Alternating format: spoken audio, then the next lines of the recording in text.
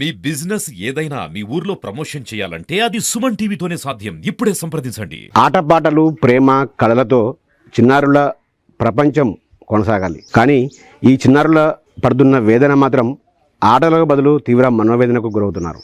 చిన్నతనంలోనే ఆత్మహత్య చేసుకున్న తండ్రి, అనారోగ్యంతో తల్లి సైతం మరణించడంతో దిక్కులేని వాళ్ళుగా మారిపోయారు.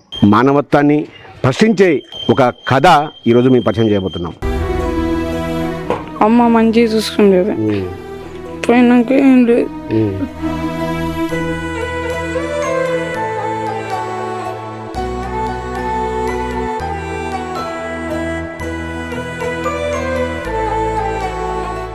పదమూడేళ్ల పసిప్రాయంలోనే వయసుకు మించి మనోవేదనకు గురవుతున్న చిన్నారుల ఊర్లో ఉన్నాం.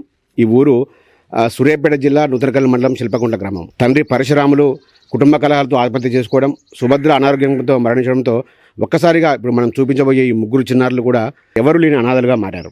వాళ్ళు ఆటలు ఆడుకోవాల్సిన వయసులో పనులకు వెళ్తూ సొంత భోజనం కోసం కూడా, తిండి కోసం కూడా తీవ్రంగా వేదన పడుతున్న పరిస్థితి కనపడతా ఉంది.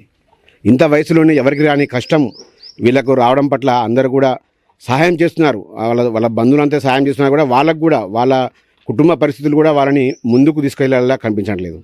సో వీళ్ళకు ఆపన్నాస్తం, ఎవరైతే సమాజంలో ఎంతోమంది మనసున్న మహారాజులు ఉన్నారో వారందరూ కూడా తలో చెయ్యి వేసుకొని వీళ్ళకు అండగా నిలబడాల్సిన అవసరం అయితే ఎంతైనా ఉంది.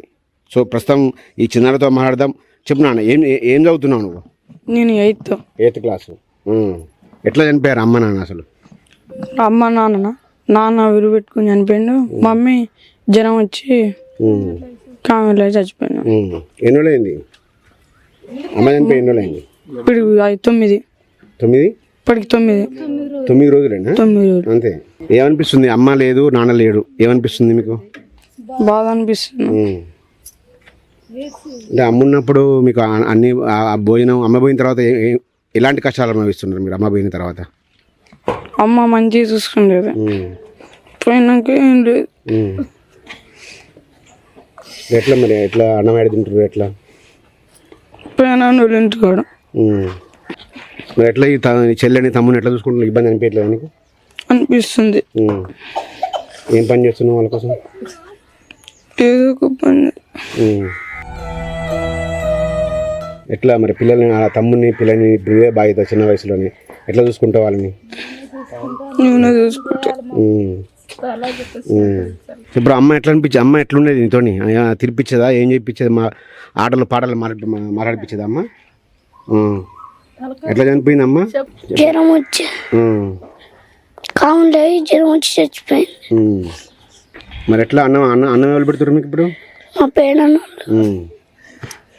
మరి పెదనాన్న ఎప్పుడు పెట్టారు కదా, ఆయన కూడా పిల్లలు ఉన్నారు, ఆయన కూడా ఇబ్బందే కదా, ఆయన కూడా పేదవాళ్ళే కదా.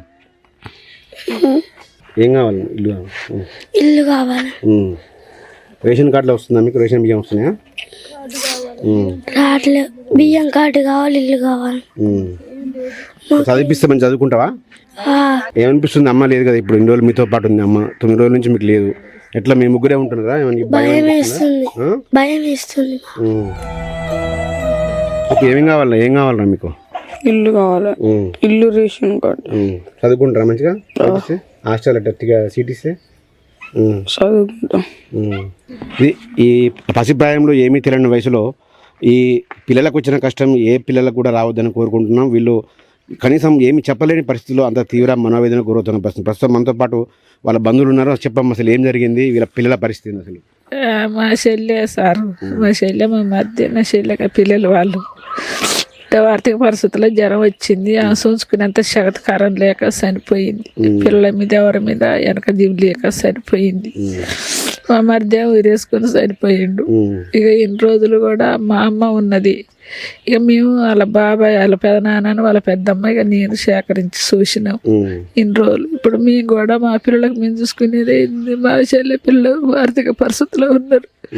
ఎవరైనా కొంచెం వరకు సేకరించాలి అని దయచేసి చెప్తున్నాం సార్. మా చెల్లె చనిపోయింది, వాళ్ళకి వెనక దీమి లేదు. మేము చూస్తే ఎన్నాళ్ళు చూస్తాం. ఆ పిల్లల ఒక్కలైతే చూడగలుగుతాం.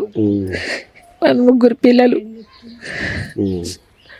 ఎటు చేసినా తల ఒక చేయి సేకరించాలి సార్. వాళ్ళని ఒక ప్రభుత్వం చేయాలి. అట్లా ఇప్పుడు ఈ ఇల్లు కూడా వీళ్ళది కాదా ఇది ఇల్లు? మరి ఎట్లా ఇల్లు ఎక్కడ ఉంటారు ఏంది? ఎట్లా అమ్మా ఇది వేరే ఒక వాళ్ళది వేరే వాళ్ళది అయితే ఇస్తే అట్లా ఉంటారు సార్. అబ్బాయి కొంచెం గొడవలు అయ్యి ఆ తండ్రి చనిపోయిండు.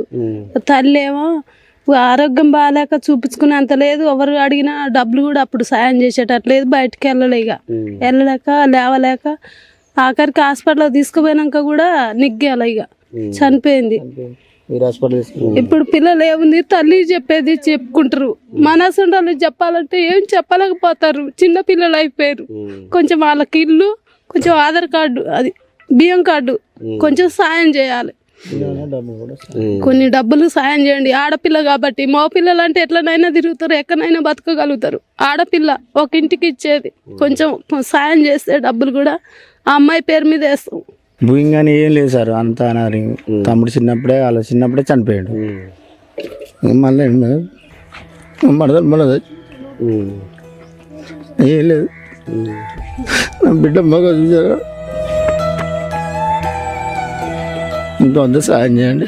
ఇది ఇక్కడ బంధువులు ఇప్పటివరకైతే తల్లి చనిపోయి 9 రోజులు అవుతుంది. బంధువులు వీళ్ళ ఆలన పాలన చూస్తారు కానీ వాళ్ళ ఆర్థిక పరిస్థితి కూడా అంతంత మాత్రమే. సో వాళ్ళకు కూడా వాళ్ళకు ఆర్థిక స్థాయికి మించి కూడా వాళ్ళ బరువు మేయడం వాళ్ళకు కూడా ఇబ్బంది అవుతుంది. సో సమాజంలో మనసున్న మహారాజులు ఏమైనా ఎన్జిఓలు ముందుకు వచ్చి పిల్లలకు అండగా నిలబడాలని వాళ్ళంతా కూడా కన్నీళ్లతో వేడుకుంటున్న పరిస్థితి కనబడతా ఉంది. ఇక్కడ ఈ దృశ్యాలు చూస్తుంటే కనుక ఖచ్చితంగా ఒక మనసున్న వారిని ఎవరైనా కూడా కంటతడి పెట్టించే ఒక దుర్భరమైన జీవితం మాత్రం ఈ చిన్నారులు గడుపుతూ ఉన్నారు. వాళ్ళకు కేవలం ఇల్లు కూడా లేని పరిస్థితికి ప్రస్తుతం మనం చూడొచ్చు. కేవలం ఒక ఎవరిదో ఈ ఊర్లో ఎవరిదో ఖాళీ ప్లేస్ ఉంది. ఆ ఖాళీ ప్లేస్లో 4 రేకులు అడ్డు పెట్టుకొని ఈ 3 పిల్లలు కూడా చిన్నారులు కూడా బిక్కుమంటూ కూడా ఈ ఇంట్లోనే వాళ్ళు జీవిస్తున్న పరిస్థితి కనబడతా ఉంది. సో ఖచ్చితంగా ఎవరైనా కూడా వీళ్ళకి అందంగా నిలబడాల్సిన అవసరం ఉంది. ప్రభుత్వం ఏదైతే ఇస్తుందో డబుల్ బెడ్రూమ్లు కావచ్చు, కాదు రేషన్ కార్డు కావచ్చు, వీళ్ళకి రేషన్ కార్డు కూడా లేదు, కేవలం ఇల్లు కూడా లేదు. సో ప్రభుత్వం జిల్లా కలెక్టర్ కానీ ఇంకా